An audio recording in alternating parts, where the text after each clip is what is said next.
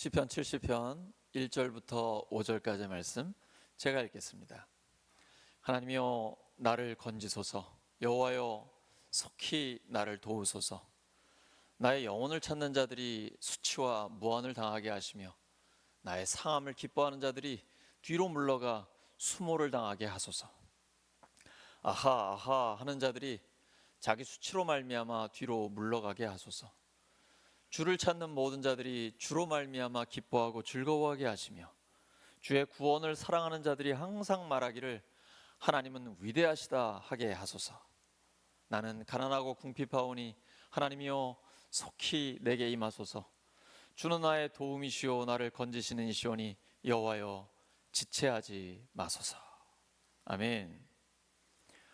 위대하신 하나님의 은혜, 위대하신 하나님의 은혜라는 제목으로 하나님 말씀 전하겠습니다. 시가 굉장히 짧죠. 근데 이 안에 속히라는 단어가 2번 나오고요, 지체하지 마소서 반복해서 또 강조합니다. 우리 성격에 딱 맞는 것 같습니다. 또 우리 상황에 너무 적합합니다.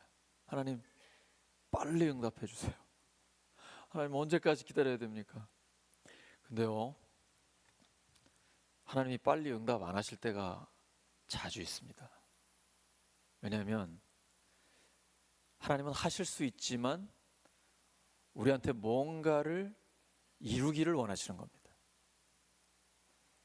오래 참고 인내하는 우리의 믿음의 진보를 하나님 원하고 계세요. 그래서 우리 하나님 앞에 간구해야 합니다. 하나님, 이 인내력을 빨리 주시옵소서. 빨리 될까요? 인내는 성령의 열매입니다. 오직 성령의 열매는 사랑, 기쁨, 평화, 오래 참음입니다.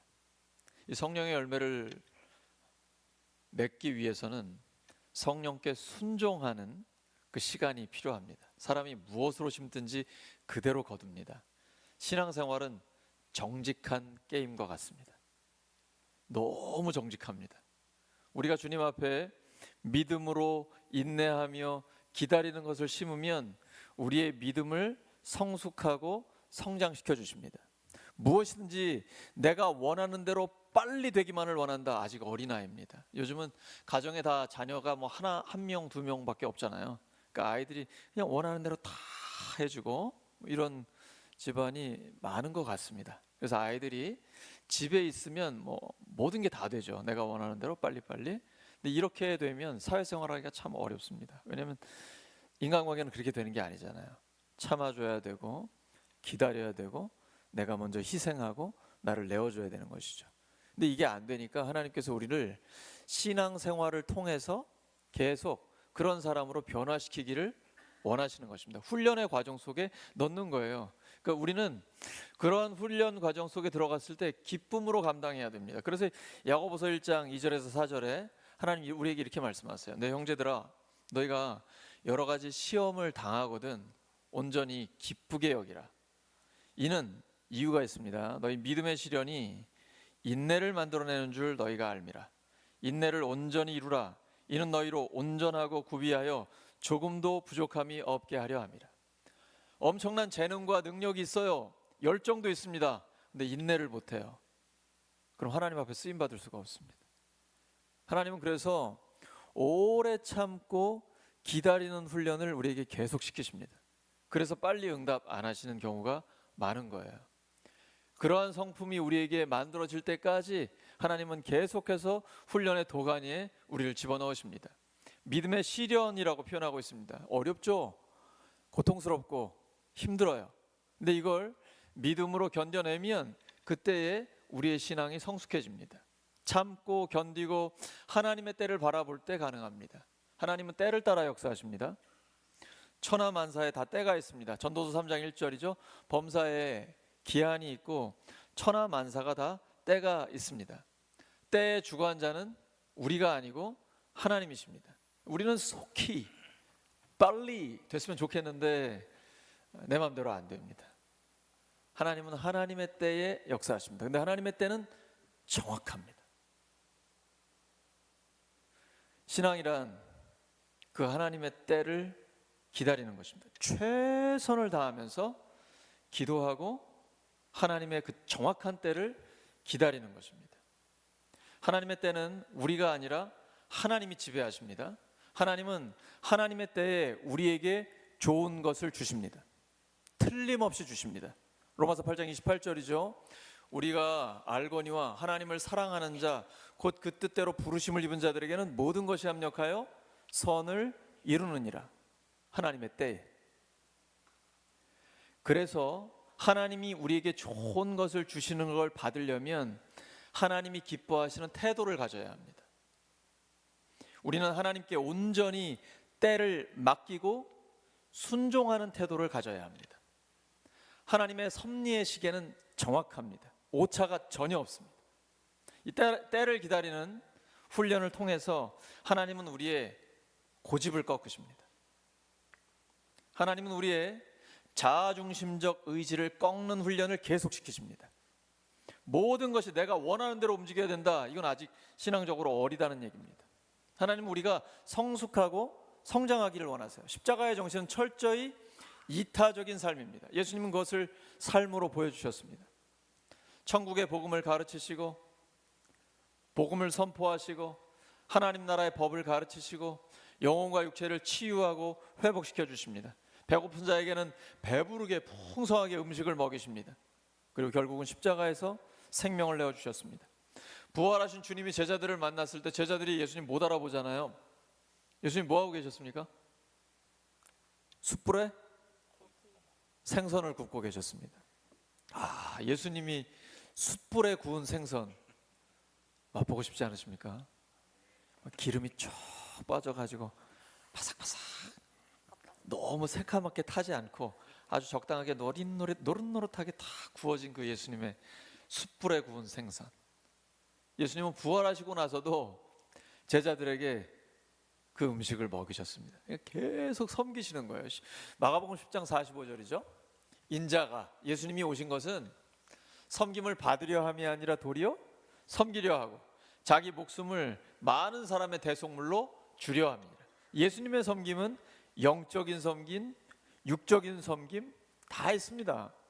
우리가 그 예수님의 섬김을 본받으면 사람들과의 관계가 좋아질 수밖에 없습니다. 올바른 관계, 좋은 관계가 맺혀질 수밖에 없어요. 저는 제가 목사잖아요. 20살 때부터 신학을 했습니다. 전도사로 정식 발령을 받은 거는 29살이지만 신학생 때부터 전도사라는 호칭을 들었단 말이에요. 그러면 저한테 할머니 같은 권사님들이 70대 이상 된 할머니 같은 권사님들이 전도사님 하면서 저한테 선물 갖다 주시고 아주 겸손하게 저를 섬기셨거든요. 그러니까 그걸 너무 어릴 때부터 봤다 보니까 목회자는 이 자칫하면 잘못하면 섬김 받는 게 익숙해지기가 쉽습니다. 바울이 자기 몸을 쳐 복종시킨다. 나는 날마다 죽노라. 이 고백이요, 목회자와 성도들 모두에게 있어야 합니다. 섬김을 받는 데 익숙해지면 위험한 것입니다. 선줄로 생각하는 자 넘어질까 조심해야 합니다. 두렵고 떨림으로 우리의 구원을 이루어야 합니다. 우리는 영적으로나 육적으로 끊임없이 섬김의 자리에 있어야 합니다. 예수님이 제자들에게 더러운 발을 씻어주시잖아요. 예수님의 그 섬김의 모범을 우리가 본받을 때에 하나님과 우리와의 올바른 관계, 또 이웃과 나 자신과의 올바른 관계가 우리 안에 맺어지는 것입니다. 근데 이게 참 어려워요. 왜냐하면 우리 안에 고집이 있기 때문입니다. 고집은 죄의 속성입니다. 죄란 무엇입니까? 내가 내 인생의 주인이 돼서 내 마음대로 살아가는 것입니다. 고집을 부리는 것이죠. 이게 바로 죄의 속성이에요. 자아 중심적으로 살고자 하는 이 마음, 이 하나님께서 이 고집을 꺾기를 원하세요. 그래야 하나님의 역사를 경험할 수 있고 하나님 나라를 위해 쓰임 받을 수 있거든요. 고난을 당하는 이유 중에 하나가 바로 이 고집 때문입니다. 인생에서 고난의 문제는 피할 수가 없습니다. 고난이 큽니까? 내 고집이 세다는 겁니다. 내가 내 인생에서 그동안 내 주장대로 너무 강하게 살아온 거예요. 그러면 내 고집, 주장, 또 내가 내 삶의 중심이 되는, 내가 오직 이기적인 삶을 살아가는 걸 꺾기 위해서 하나님이 강수를 두시는 거예요. 이 고난은 피한다고 되는 게 아닙니다. 직면해야 됩니다. 온몸으로 부딪혀서 기도하면서 이 고난을 극복해야 돼요. 어떻게 하면 고난이 빨리 끝날까요? 고집을 버리면 됩니다. 하나님은 지금 나를 변화시키기 원하시는 겁니다. 내가 변하면 고난은 끝납니다. 모든 것이 자기가 원하는 방식으로 돼야 된다, 이 생각, 자기 집착이 깨지는 거 큰 고통입니다. 정말 밤에 잠이 안 와요. 심장이 두근두근거리고 분노가 올라오고, 이걸 하나님이 없애려고 하나님께서 우리를 고난 가운데 두시는 겁니다. 그래서 시편 기자는 내가 고난당한 것이 유익이라 그것을 통해 하나님의 말씀을 배웠습니다. 평탄할 때는 몰라요. 근데 고난을 당하면 기도가 간절해집니다. 독수리가 자기 새끼를 어떻게 훈련시킵니까? 절벽 끝에서 떨어뜨립니다. 우리 엄마 미쳤나 봐. 막 떨어지는 새끼는 미친 듯이 날개짓을 합니다. 이걸 시키는 거거든요. 금방 안 건져줍니다. 떨어지기 직전에 건져줍니다. 왜냐면 그때까지 날갯짓을 계속해서 이 날개축제에 힘이 생겨야 되거든요. 하나님은 우리를 독수리로 훈련시키십니다.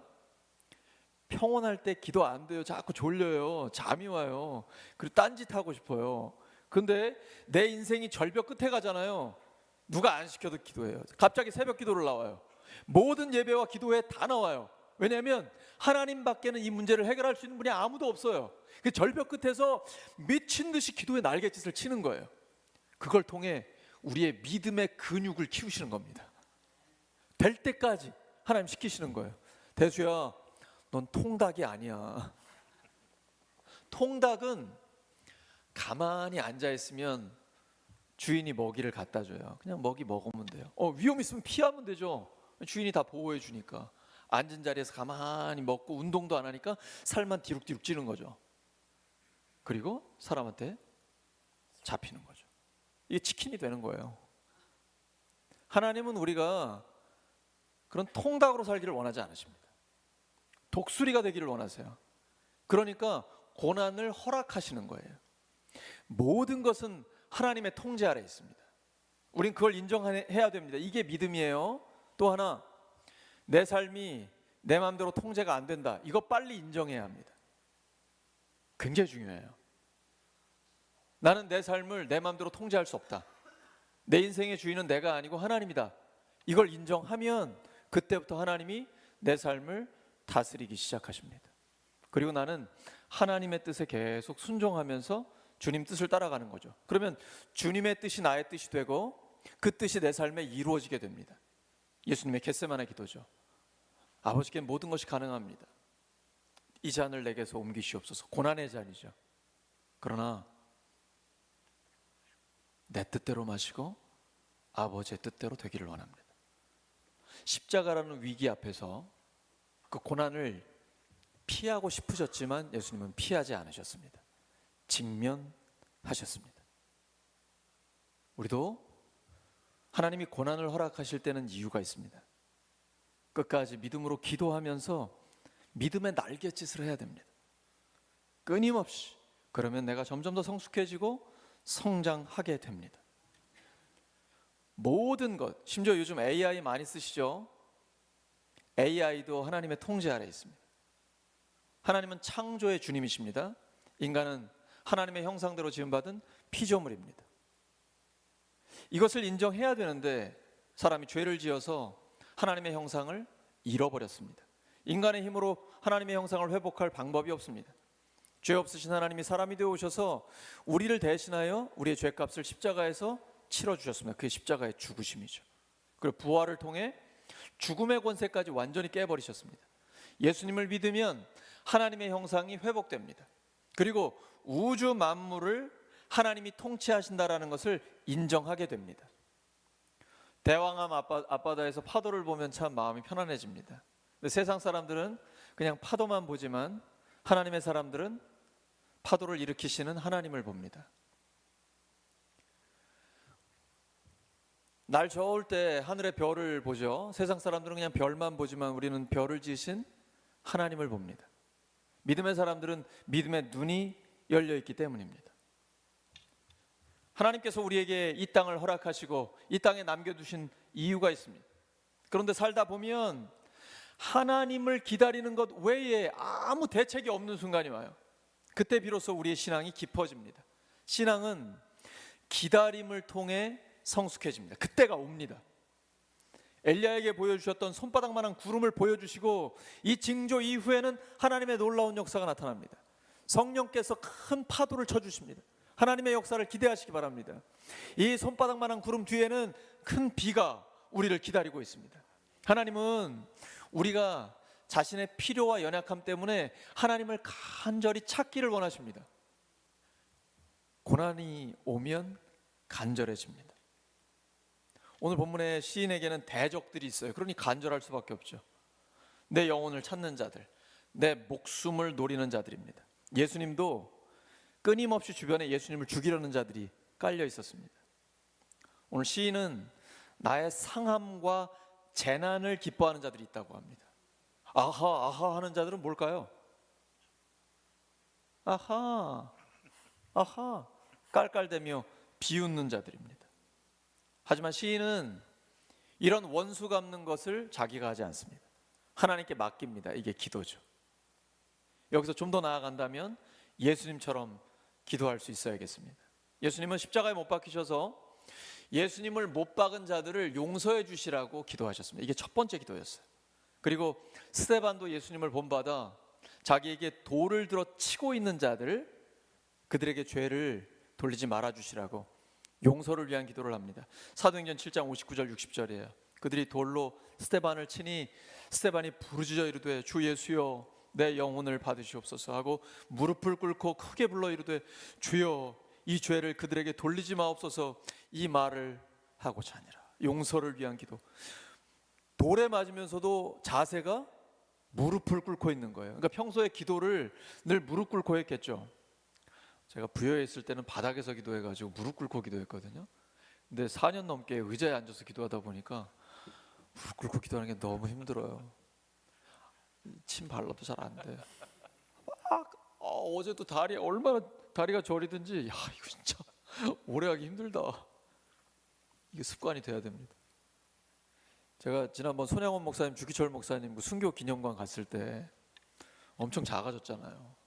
다 목사인데 손양원 목사, 주기철 목사, 한대수 목사 다 목사인데, 근데 주기철 목사님은 바위 위에서 무릎 꿇고 기도하셨다는 그 자리가 있더라고요. 나는 지금 방석 깔고 기도하고 있는데 그것도 너무 힘든 거예요. 스데반 보세요. 돌에 맞아 지금 순교하고 있는데 무릎 꿇고 있어요. 그리고 저들을 용서해 달라고 기도하고 있습니다. 우리한테는 너무 큰 인물들이지만 우리 흉내 내보자고요. 중요한 건 태도입니다. 하나님은 우리의 태도를 보시고 역사하시는 거예요. 이 간절함, 하나님만 해결하실 수 있다는 믿음. 은혜는 고난 중에 임합니다. 하나님의 은혜는 고난 중에 임해요. 그래서 고난은 복입니다. 성경에서 말하는 복은 마음이 가난해서 하나님만 갈망하는 상태입니다. 세상적인 복과는 다르죠. 마태복음 5장 3절입니다.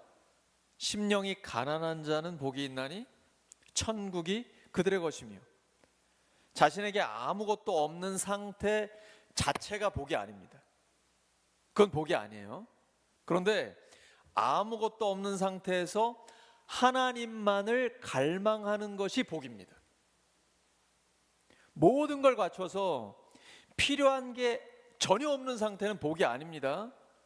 하나님을 찾을 필요도 없고 간절함도 없고 부르짖을 필요도 없는 상태는 복이 아니에요. 복 있는 사람은 오직 하나님의 말씀을 즐거워하여 밤낮 없이 그 말씀을 묵상하는 사람입니다. 하나님을 간절히 찾고 그분의 뜻대로 순종하는 사람입니다. 시편 1편 1절과 2절이죠. 복 있는 사람은 악인들의 꾀를 따르지 않고 죄인들의 길에 서지 않고 오만한 자들의 자리에 앉지 않아요. 오직 여호와의 율법을 즐거워하여 그 율법을 주야로 묵상하는 자로다. 이런 사람이 복 있는 사람이에요. 세상의 복과는 차원이 다른 복이에요. 인간은 하나님 없이 한순간도 살 수 없습니다. 오늘 본문에서 시인은 하나님을 간절히 찾고 있어요. 우리 신앙생활을 한다는 건 영적인 삶을 산다는 거예요. 예수님께서 요한복음 3장에 니고데모에게 말씀하시죠. 사람이 거듭나지 아니하면 하나님 나라를 볼 수 없다. 예수님 믿는다는 건 예수님의 십자가와 부활의 복음을 믿고 새롭게 태어났다는 거예요. 이제 영적인 삶을 살아간다는 겁니다. 영적인 삶에는 간절함이 필수입니다. 간절함이 없다, 절박함, 하나님을 향한 갈망이 없다, 위험합니다. 이러면은 샛길로 나갑니다. 그냥 겉으로 볼 때는 몸은 교회에 와 있는데 마음은 전혀 딴 데가 있어요. 간절한 사람은 그렇게 못합니다. 하나님 아니면 안 되는 거예요. 다른 어떤 것도 나에게는 필요하지 않아요. 하나님만 간구하는 것입니다. 예레미야 33장 3절이죠. 너는 내게 부르짖으라. 내가 내게 응답하겠고 내가 알지 못하는 크고 은밀한 일을 너에게 보이리라. 이 간절함, 부르짖음, 나를 간절히 찾는 자가 나를 만날 것이다. 잠언에 이게 지혜를 가리키지만 하나님 말씀이거든요. 하나님은 간절히 찾는 자가 만날 수 있어요. 마음을 다하고 목숨을 다하고 힘을 다해 하나님을 사랑하는 사람이 하나님을 더 깊이 만나는 것입니다. 여러분 신앙생활이 혹시 지루하십니까? 신앙생활 잘못하시는 거예요. 하나님은 무궁하세요. 끝이 없어요. 우리 죽을 때까지 하나님 몰라요. 우리가 신학에 박박사고 아무리 목회를 오래 해도 하나님 잘 몰라요. 하나님은 날마다 새로워요. 그러니까 이 흥미진진하는 거예요. 여러분 드라마 좋아하십니까? 전 드라마를 안 봅니다. 왜냐하면 하나님이 제 인생을 드라마로 만들고 계시기 때문이에요. 너무 드라마틱해요. 위기를 극복하게 하세요. 믿음으로 기도하고 하나님만 바라보면 하나님이 위기를 넘어 하나님의 역사를 이루어 주십니다. 이것보다 더 재밌는 드라마가 어디 있어요? 너무 흥미진진해요. 신앙생활은요 굉장히 의미 있고 아주 재미있어요. 그러니까 드라마 여러분 안 보셔도 돼요. 여러분이 드라마의 주인공이 됩니다. 그 드라마의 작가는 하나님이십니다. 여러분 성경을 읽어보세요. 그래서 드라마 바이블도 만들어졌잖아요. 끊임없이 위기 상황 가운데 하나님이 이걸 극복하게 하십니다. 다니엘 사자굴에 들어가는데 사자 입을 막아버리시잖아요. 요셉이 감옥에 갇혔는데 거기에서 총리로 일으키시잖아요. 하나님은 계속해서 위기를 극복하게 하시고 반전에 반전을 거듭하시는 드라마틱한 삶을 성경의 인물들에게 허락하십니다. 그 인물들이 우리랑 똑같은 사람이거든요. 우리도 믿음으로 기도하면 우리의 인생 자체가 드라마가 되는 거예요. 고린도후서 1장 9절이죠. 우리는 우리 자신이 사형 선고를 받은 줄 알았으니 이는 우리로 자기를 의지하지 말고 오직, 이게 중요합니다, 오직 죽은 자를 다시 살리시는 하나님만 의지하게 하십니다. 혹시 돈을 의지하는 분 있습니까? 내 지식, 경험, 인맥, 권력, 세상적인 어떤 걸 의지하시는 분이 계십니까? 아직 때가 안 됐어요. 하나님 외에는 의지할 게 아무것도 없어야 돼요. 하나님은 그때까지 우리를 훈련시키십니다. 아직 뭐가 남았다 그러면 아직 덜 된 거예요. 하나님, 저는 하나님밖에 없습니다. 모든 문제를 기도로 해결하는 그 상태가 최상의 영적인 상태입니다. 마음이 가난해져서 완전히 비어있고 오직 하나님만 갈망하는 상태, 이걸 성령 충만이라고 얘기합니다. 다른 건 아무것도 없고 성령님, 하나님으로 가득한 거예요. 흘러 넘치는 것이죠. 예수님 말씀하셨습니다. 나를 믿는 자는 그 배에서 생수의 강이 흘러나리라. 이는 그를 믿는, 예수님을 믿는 사람이 받는 성령을 가리켜 하신 것입니다. 예수님 이 기도의 모범을 보여주셨잖아요. 간절함, 힘쓰고 애써 더욱 간절히. 겟세마네 동산에서 땀이 핏방울같이 되도록 하나님 앞에 기도하셨고 십자가에 죽기까지 순종하셨고 부활로 완전한 승리를 이루어 주셨어요. 고난은 끝이 아닙니다. 과정이에요. 하나님이 우리를 만드시는 과정이에요. 그 끝에서, 우리 인간의 끝에서 하나님의 역사가 시작되는 겁니다. 그래서 오늘 시인은 고난 중에도 하나님의 기쁨을 간구합니다. 오늘 찬양도 했잖아요. 주를 찾는 자들, 주의 구원, 주의 승리를 간구하는 자들은 기뻐하고 즐거워요. 모든 기쁨과 즐거움이 하나님께 있기 때문에요. 하나님은요 모든 걸 우리에게 다 주셨거든요. 근데 마귀는 그걸 왜곡시켰고 변질시키고 더럽게 하고 악하고 음란하게 만들어버렸어요. 이거 회복시켜야 됩니다. 교회에서 회복시켜야 돼요. 교회의 문화가 깨끗하면서도 가장 행복한 그런 문화를 그리스도 안에서 만들어내야 합니다. 우리는 모이면 술 없어도 행복하잖아요. 세상 사람들은 우리 보면 굉장히 신기해합니다. 술은 안 먹는데 반찬은 왜 이렇게 많이 먹어? 그리고 몇 시간 동안 막 밤새도록 목장 모임하면 왜 이렇게 기쁘고 즐거운 거예요? 그 안에 주님이 함께 하시기 때문에. 이건 예수님 믿는 사람만 아는 비결이에요. 비밀이에요. 이 비밀을 여러분 다른 사람들에게 알려주셔야 됩니다. 계속해서 새 가족들이 오고 계신데 하나님께서 우리에게 부흥의 물결을 일으키고 계십니다. 그 부흥의 주인공이 여러분 모두가 되시기를 예수 그리스도의 이름으로 축원합니다. 하나님은 때를 허락하시고 기회를 주십니다. 하나님이 주신 기회는 반드시 잡아야 합니다. 기도하는 사람은 그 기회를 잡을 수 있습니다.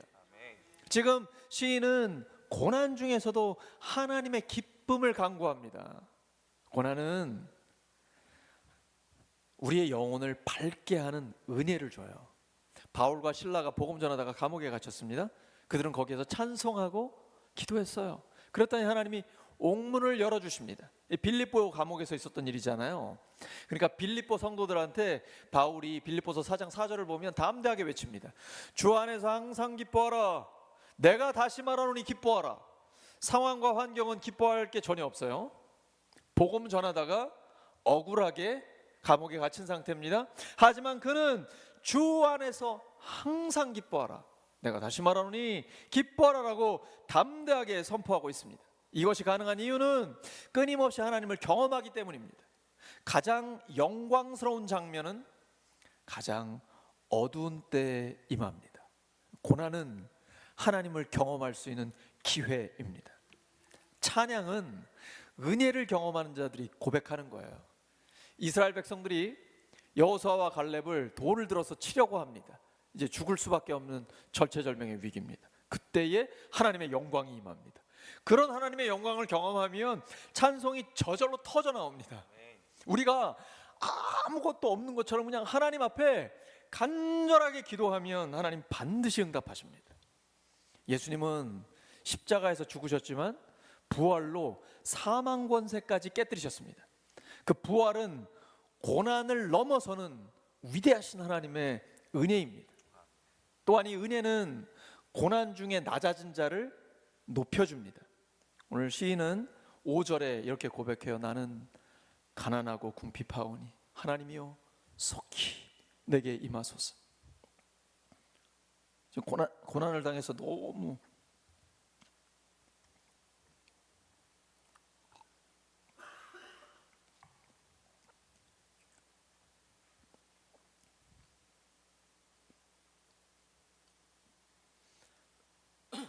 죄송합니다. 우는 거 아니에요. 그냥 목이 막힌 거예요, 단순히. 가난하고 궁핍해서 지금 하나님만 갈망하는 상태가 최상의 영적인 상태예요. 초대교회 성도들은요, 예수님 믿는 것 자체 때문에, 그냥 예수 믿는다는 그 이유 하나 때문에 핍박받았어요. 순교를 당했습니다. 그들의 고백을 보십시오. 요한계시록 22장 20절이에요. 이것들을 증언하시니가 이르시되 내가 진실로 속히 오리라 하시거늘 아멘 주 예수여 오시옵소서. 물론 예수님의 재림을 기다리는 거죠. 동시에 나는 예수님 말고 다른 어떤 것도 구하지 않습니다. 다른 여지가 없어요. 오직 예수, 오직 예수. C.S. 루이스가 이런 말 했습니다. 결핍이 최상의 소유다. 최고의 소유다. 왜 그럴까요? 아무것도 없는데 하나님만 갈망하는 거예요. 하나님은 모든 것에 모든 것이 되시기 때문이에요. 제가 어제 정말 놀라운 고백을 들었어요. 한 4년째 기도했는데 어제 응답받았거든요. 근데 그 응답의 주인공인 그 세 가족이 저한테 얘기하는 거예요. 처음에는 교회 나오는 것도 너무 힘들었고 나오기 싫었는데 이제는 하나님이 계실 수도 있겠다. 그래서 교회 나온 게 이렇게 거부감이 없대요. 그리고 적극적으로 교회를 돕겠다라고 하는 거예요. 근데 그 중에 하나가 뭐냐면 목자 목녀님 때문이라는 겁니다. 꼭 한 달에 한두 번씩 목자 목녀님 집으로 초대를 해서 음식을 대접해 준다는 거예요. 그냥 힘드니까 식당에 가서 대접해도 되는데 아주 정성껏 음식을 준비하는, 그걸 계속 경험하면서 세상에 이렇게 좋은 사람도 있구나. 그러면서 교회에 대한 호감이 생긴 거죠. 저희 어제 정말 큰 은혜를 받았어요. 그렇게 해서 한 영혼, 한 가정을 구하는 거거든요. 하나님께서 우리의 헌신을 다 보고 계세요. 우리 모두의 섬김을 하나님은 다 알고 계세요. 그리고 결국은 하나님의 때에 열매를 주십니다. 초대교회 성도들은 예수님만 구한 거예요. 자, 목자 목녀님들이 정성껏 VIP를 섬깁니다. 뭘 위해서요? 오직 예수님. 저 영혼을 구원하기 위해서 오직 예수님밖에 없어요. 그래서 우리가 좋아하는 것들 있잖아요. 여러분 취미도 있을 거고 좋아하는 것들이 있을 거 아니에요?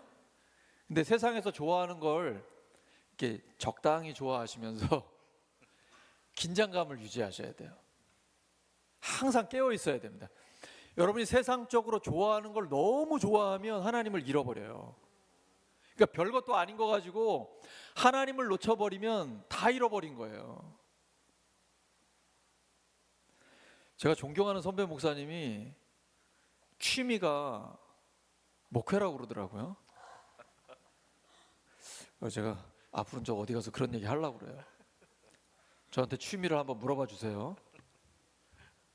근데 여러분, 예수님만, 왜냐면 예수님이 모든 것이 되시기 때문에 그분 안에 모든 게 다 있어요. 그분께 우리의 삶을 드리는 겁니다. 하나님은 우리를 기쁘게 받으시고 하나님의 영광을 위해 사용해 주십니다. 우리 모두 죄로 인해 궁핍한 자들이었습니다. 하지만 예수 그리스도의 십자가로 인해 하나님의 자녀가 되는 은혜를 받았습니다. 그것이 바로 위대하신 하나님의 은혜입니다. 사랑하는 우리 울산교회 성도 여러분, 오늘도 우리가 살아가는 이유는 하나님의 은혜 때문입니다. 그 은혜는 고난 중에 임하고 고난 중에도 하나님의 기쁨을 구하게 하며 고난 중에 있는 낮은 자를 높입니다. 예수님의 십자가와 부활을 통해 이 은혜는 완성되었습니다.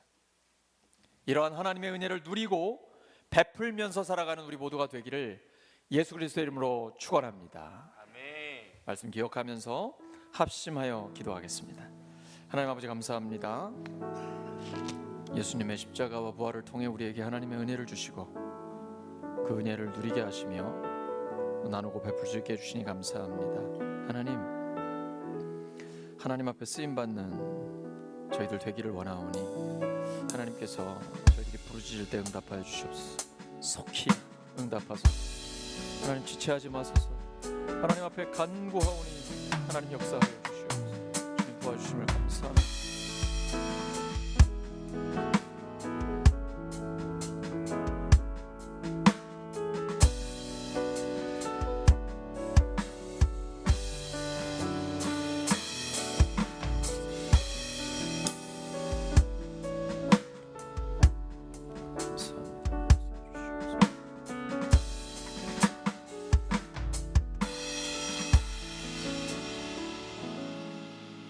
감사드리며 예수님의 이름으로 기도드립니다.